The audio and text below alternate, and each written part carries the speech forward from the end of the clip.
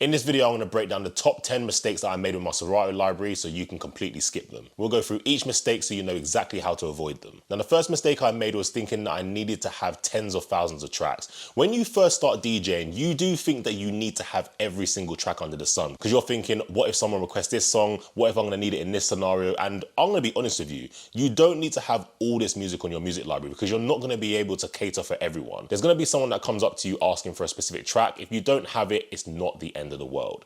When you have too many tracks on your music library, all you're going to do is get yourself in a massive mess, and it's the same mess that I got myself into.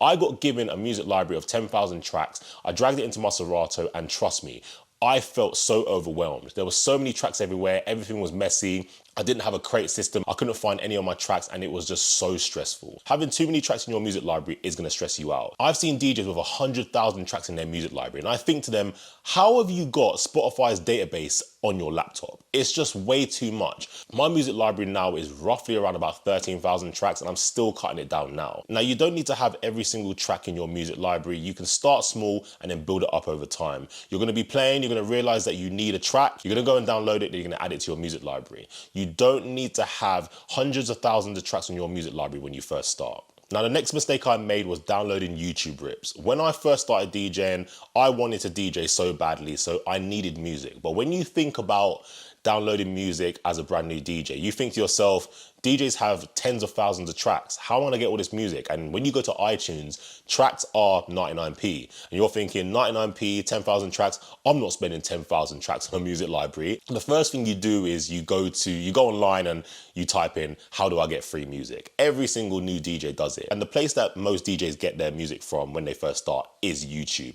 They find a YouTube converter where you can literally get the URL, put it into this site, and it will give you back the MP3. I'll be honest with you, it is good when you're first getting started because you need some sort of music to start DJing with. All the free music that most tutorials give you are just rubbish house tracks that no one really cares about. So you do want to have tracks that you like. So say for example, you like playing R&B. You want to have your favorite R&B track in your Serato. And if you can't get access to that, you are just going to download it as a YouTube rip. Now, don't get me wrong, I downloaded quite a few YouTube rips when I first started DJing, but I did regret it after a while because after a while when you start to learn about sound quality and stuff like that, you realize that them YouTube rips are actually terrible. So when you're downloading MP3s, you need to have the best quality as possible. And the best quality for an MP3 is 320 kbs. Now, when you download a YouTube rip, it's going to be roughly around about 128. It may say that it's 320, but trust me, it's not. It's not going to be the best sounding quality track. So when you go and play these tracks in a club, it's going to sound terrible. Now, when you're at home, you can't really tell the sound difference. So when you're at home, it's fine. But when you go out to these big clubs and you're playing on the big systems, you're really gonna notice the difference when you're playing YouTube rips. So because I had so many YouTube rips in my music library, I had to go through my entire music library and filter them all out. So I really wish that, now I say that I wish I didn't do that. I'm actually quite glad I done it because I was able to practice and DJ, but it was not good for my music library because I started to have really bad quality tracks in my music library. The next mistake was not checking for duplicates early on. So I got this music library from a DJ and then I chucked it into my Serato and I started DJing with it. Then I started doing some gigs with it and I started creating some playlists with it and I got quite into my Serato library and I got it in a good place. But then as my music library started to grow, the storage on my laptop started to go up. So I was struggling to a point where I was downloading new music and I was not able to add new music onto my laptop because it was full up. I wish that I scanned my music library for duplicates when I first got that music library because it would have made my life a lot easier. But I'm sure when I first started DJing, there wasn't actually a decent duplicate finder online. There were some solutions online, but they were charging stupid prices just to remove duplicates from my laptop. So I kind of had to deal with it or I had to go through the tracks manually. What I would usually do is order the tracks by song name and try and find the tracks with the same song name and then delete the one that was the worst quality. But now there's tools out there that can help you remove duplicates for free. Check the links in the description down below if you have a lot of duplicates in your music library and you want to free up some space. The next mistake I made was not having a consistent folder structure on my laptop. When you first start DJing, the first thing you're gonna do is just chuck music on your laptop and then throw it into Serato. Now, it's all well and good when you're first starting, but when you start to obviously get more professional and you start to do more gigs, all that music's gonna start to build up. So you might download some music and it might just build up in your downloads folder. It might build up on your desktop, your documents. That's fine. But when you start getting a big music library and it starts to pile up, then that's when you're going to start to struggle. Because I've had a lot of DJs say to me that they have a downloads folder with like 10 gigs of music on it, and they're too scared to move anything or delete anything because they don't know if they're using it inside their Serato. And I did this. I literally went onto my record pool and I just downloaded a whole batch of music, left it in my downloads. But then when it started to come to moving from one laptop to the other or moving tracks into specific folders, it started to become a big trouble, because when you move tracks out of folders on your computer, Serato starts to pop up with all these orange tracks, because when you drag a track into Serato, it knows where that track lives. And if you move that track, it will be like, where is this track? So then it will go orange because it can't find it. I wish I sorted this out when I first started. So now my folder structure is as follows. I have all music folder, and inside there I have genre folders. So then inside those genre folders, I just have my MP3s. It's actually quite straightforward. Now, I know a lot of DJs do have all these random structures, like they'll have the music folder, then they've got artists, then they've got album, and then they've got this and that. I feel like you just need to keep it simple, because you're not really going to be doing much with the tracks on your actual laptop in the folders. You're going to be doing all your organization in Serato. So you just need to keep it really simple. Have an all music folder, have genre folder, and then have the genre tracks inside it. And it's literally as simple as that. The next mistake I made was ignoring the bitrate column. Now, like I said, I did download a lot of YouTube rips, a lot of SoundCloud rips, a lot of Spotify rips, and I didn't really notice much about the sound quality because I was a brand new DJ. But then when you start reading stuff online, watching tutorials and stuff like that, you start to realize that you need to have specific quality in your music library. Now, in Serato, the bitrate column is not open by default. So what you can do is you can click the columns at the top where it's got song title, you can right click it and it will come up with a bitrate. And if you click that and then order it by bitrate, you can see the lowest bitrate all the way up to the highest bitrate. And I really wish that I used this column sooner on, because I would have known that these tracks were low bitrate and I would have just deleted them straight away. Unfortunately, Serato doesn't have a feature to say, for example, you have low bitrate tracks that you want to group together. They don't have a smart create feature for that or anything. So you literally have to just order it by bitrate and then just find the tracks that are low bitrate and then delete them. My advice with low bitrate tracks is find the low bitrate tracks, take them out your music library, but then keep a note of them and then re-download them again. You are really gonna hear the difference if you play low bitrate tracks. They are gonna be bad quality, and then you're only gonna end up downloading them again. You're probably watching me thinking, oh, he doesn't know what he's on about. These tracks are fine, but you're probably just playing at home and they sound fine to you, and it's fine. But trust me, play a 96 kbs track or a 128 kbs track on a club system, you're really gonna know the difference. Now, the next mistake I made was not using smart crates. Smart crates are literally the go-to thing that I use every single day in my Serato library. If you don't know what a smart crate is pretty much a playlist which is built based on rules. So say, for example, you set a rule, genre is R&B. It will pull in all your tracks that have the genre R&B. You can also set up genre is dancehall, and it will pull in all the tracks with dancehall. Say, for example, you've got a comment in your tracks. So say, for example, you're a house DJ and you have a lot of tech house. You might have house as the main genre, and then you'll have tech house in the comments column. Then what you can do is you can create a smart crate, comment is tech house, and it will pull in all those tracks for you.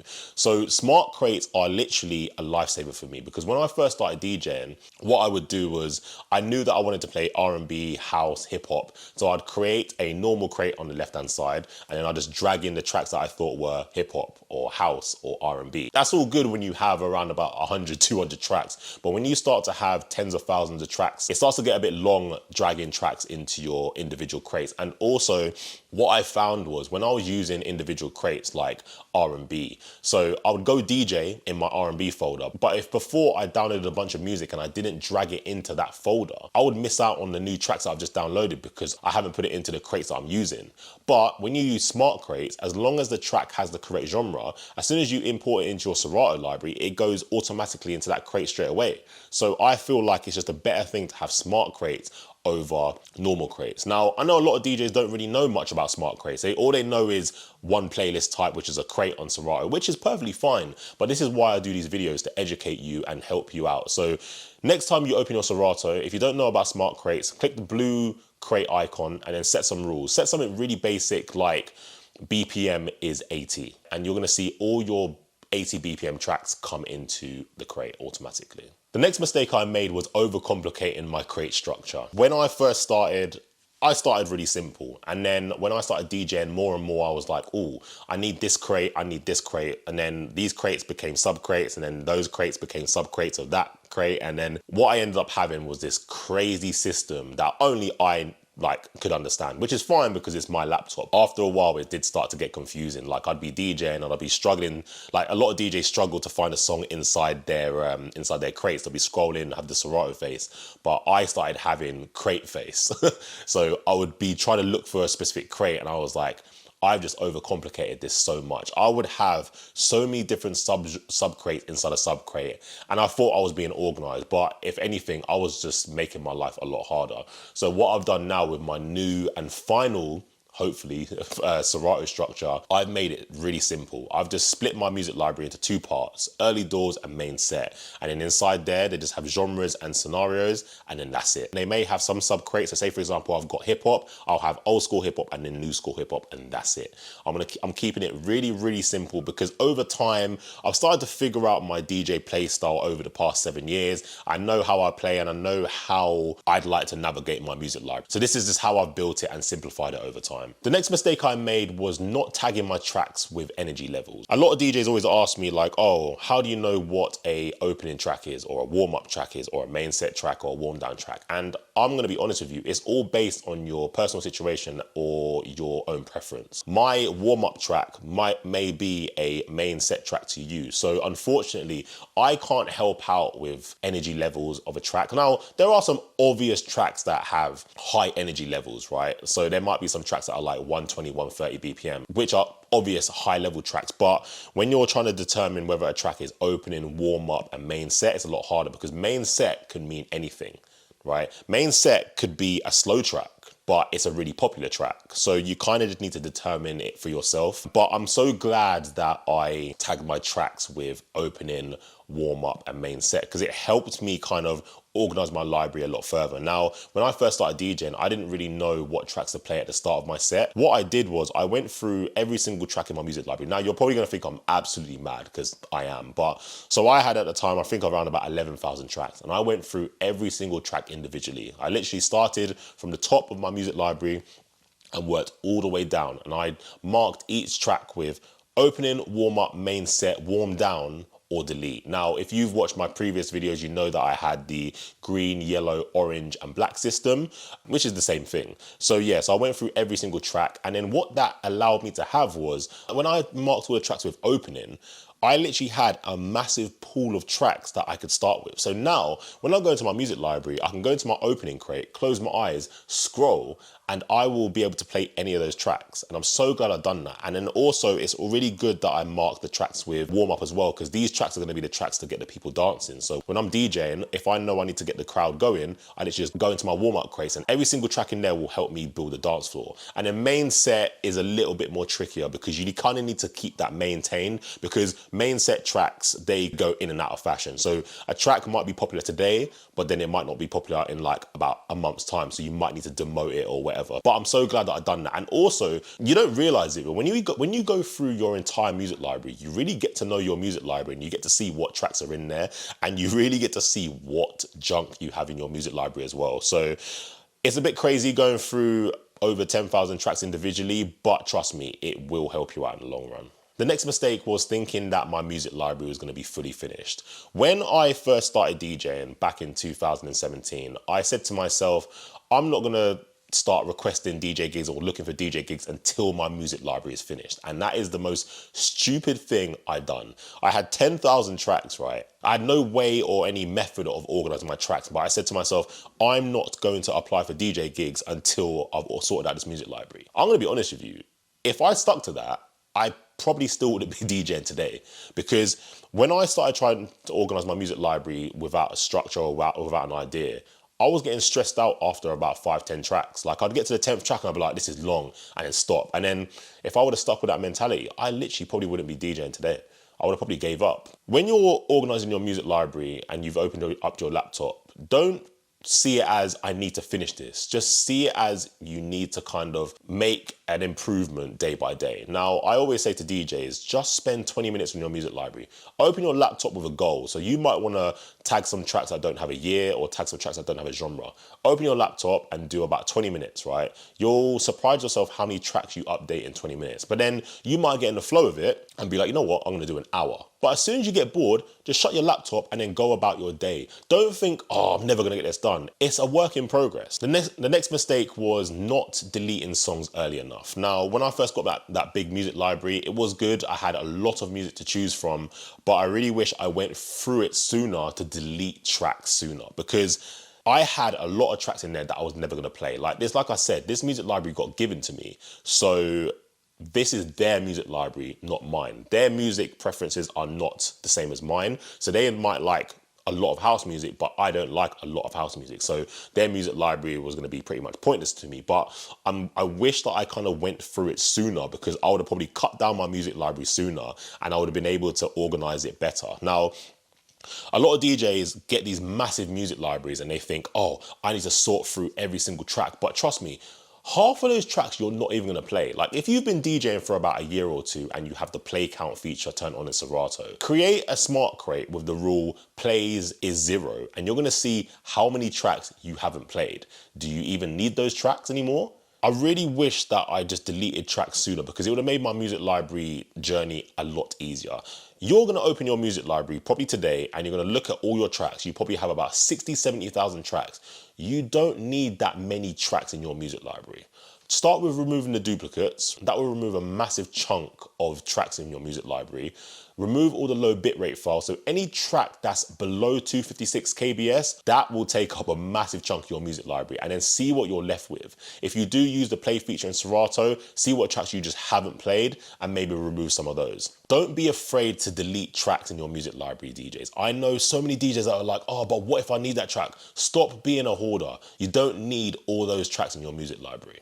Thank you for watching this video. If you want some more Serato library tips, then subscribe. And then if you want even more Serato library tips, I suggest that you watch this video here.